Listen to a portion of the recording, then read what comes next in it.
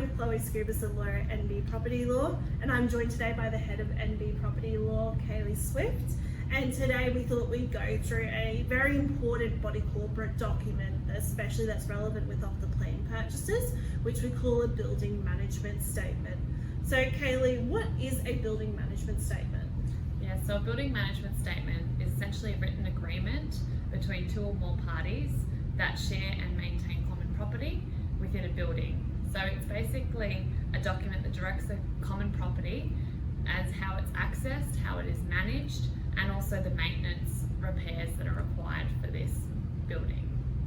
And how exactly does a building management statement differ from other body corporate documents? For example, we have something called a community management statement. How is that building management statement different?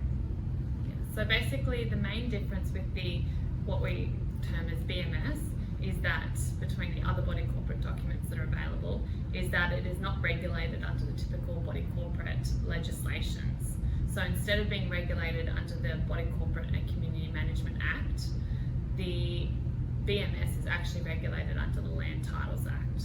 So because the BMS is registered under the Land Title Act, the terms and conditions stated in the BMS must be complied with by the parties to that BMS.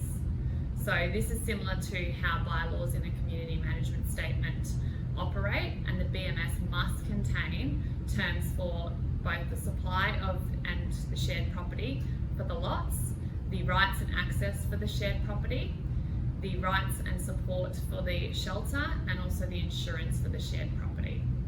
So a BMS can contain terms relating to the maintenance of the shared property and standards of the build and rules for using the shared property. So they can provide concerns for owners of shared property, and particularly when it comes to concerns about payment of shared costs. The non-effect of the Body Corporate and Community Management Act is also a concern for dispute resolution processes. So with the BMS, it does not provide its terms and types of dispute resolution processes. These parties cannot rely on that Body Corporate and Community Management Act to provide guidance on the disputes that arise. So instead, parties should seek their own legal advice about how to successfully defend or make any claim under the BMS. And is it possible to amend a building management statement once it's created? And if so, what are the options for amending it? Yeah, so a BMS can be amended by two methods. So the first method is amending the BMS through the method that is prescribed in the terms of the BMS. So the second method of amending it is by a vote.